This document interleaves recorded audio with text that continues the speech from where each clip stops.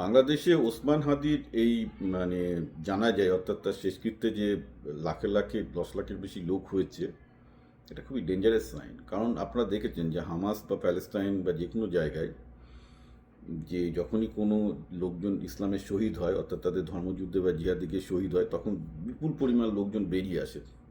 এটা একটা সাইকোলজিক্যাল ব্যাপার আছে, সাইকোলজিক্যাল ব্যাপারটা আপনাকে বুঝতে হবে। অর্থাৎ আপনি ভাবুন, আজকে যে মুসলমান ছেলেটা চাকরি পায়নি, কিছু পায়নি, বা চাকরি পেলেও তার জীবনে অনেকগুলো না পাওয়ার জিনিসপত্র রয়ে গেছে, সেটা প্রেমিকা হতে পারে, অর্থ হতে পারে, ক্ষমতা হতে পারে, মানুষের না পাওয়ার অনেক কিছু থাকতে পারে। সে কি দেখলো যে সে যদি শহীদ হতে পারে তার তার শ্রাদ্ধে, মানে তার জানে চাই, তার শেষকৃত্যে লাখো লাখো লোক আসবে, সে হিরো হয়ে যাবে।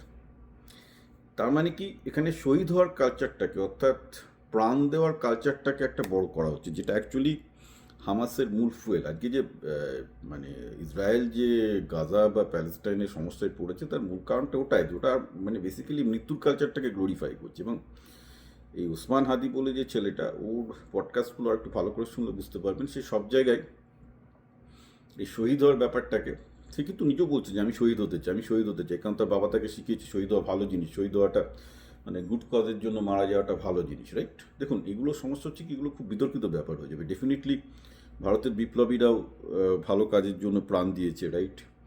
মানুষের মধ্যে একটা গ্রহণযোগ্যতা আছে যে দেশের জন্য, দেশের স্বাধীনতার জন্য প্রাণ দেওয়াটা একটা ভালো ব্যাপার। কারণ সত্যি কথা বলতে কি, ভারতেও তো আমরা ভারতীয় বিপ্লবীদের গ্লোরিফাই করি, এরা ইসলামও সেটা করছে। কিন্তু দুটো একটু খুব, ভারতীয় বিপ্লবীদের সাথে ইসলামিক বিপ্লবীদের দুটো খুব মারাত্মক পার্থক্য আছে। একটা হচ্ছে যে ভারতীয় বিপ্লবীদের এন্ড এম ছিল একটা স্বাধীন আধুনিক ভারতবর্ষ, ইসলামিক বিপ্লবীদের শেষ সময় হচ্ছে একটা ইসলামিক রাষ্ট্র। সো দুটো এক জিনিস নয়, একটা ধর্মের জন্য করছে, আর একজন ওনারা করেছিলেন একটা আধুনিক রাষ্ট্রের জন্য। So both are not same.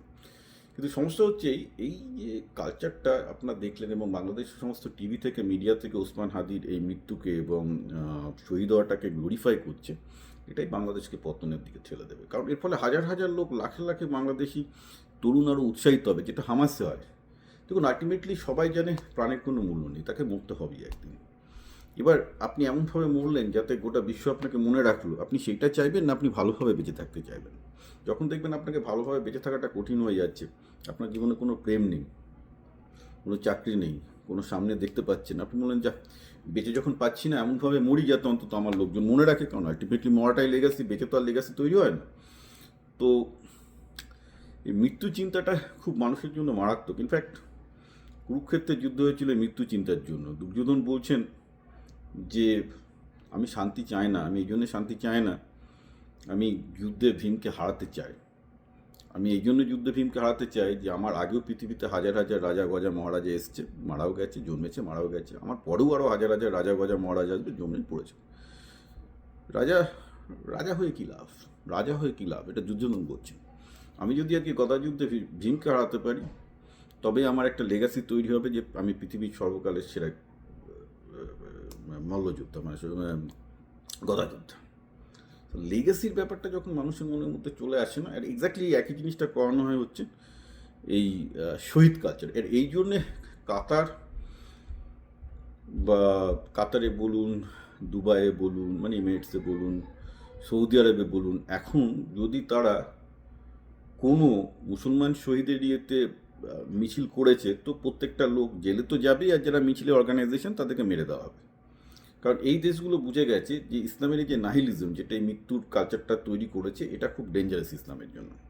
যার জন্য লিগালি আপনি কোনো আরব দেশে করতে পারবেন। আপনি দেখুন, সৌদি আরবে, কাতারে, দুবাইয়ে প্রচুর বাঙালি মুসলমান থাকে, তাদের একজনেরও সাহস হয়েছে যে 10 জনের জমায়েত বার করা স্ট্রিটে ওসমান হাদির জন্য। তাদের বুক হয়তো ফেটে যাচ্ছে, কিন্তু পারবে না করতে, করলেই জেলে মৃত্যুদণ্ড হতে পারে। এমন স্ট্রিক্টলি তারা মানে সেই রাজবংশগুলো রেগুলেট করছে। কারণ তারাও জানে যে মৃত্যুর কালচারটাকে গ্লোরিফাই করতে গেলে তাদের রাজবংশ টলে যাবে। তারা যে ভালো কাজ করছে, একটা মুসলমানদের এগিয়ে নিয়ে যাওয়ার জন্য যে একটা ভালো রাষ্ট্র তৈরি করেছে, সেটা ধ্বংস হয়ে যাবে। So basically you have to understand যে বাংলাদেশের পুরো মিডিয়াগুলো এই ওসমান হাদিকে শহীদ বানিয়ে তার ইয়েতে মিলিয়ন্স লোক আসে, যাতে অবভিয়াসলি নিজেকে বাঁচাতে, বা যাকে ইউনুস চিরকালই একটু চতুর লোক, এই যে যোগ দিচ্ছে, এটাতে ভারত বাংলাদেশ সম্পর্ক তো দূরের কথা, বাংলাদেশও গাদার ঘাড়ে যাবে, এবং ভারতের পায়ের কাছে আর একটা গাজা ফিলিস্তিন তৈরি হতে চলেছে, এবং তার কোনো কারণ ছিল না। দুটো দেশই বন্ধুত্বের মতো কাছাকাছি এসে কাজ করতে পারতো, বাট দেন আনফর্চুনেটলি রাজনৈতিক খেলার জন্য এটা হতে চলেছে। কারণ মৃত্যুর কালচারকে বাংলাদেশ প্রমোট করছে, আর মৃত্যুর কালচারকে প্রমোট করাটা, আমি আবার বলছি, ভেরি ডেঞ্জারাস, ভেরি ডেঞ্জারাস।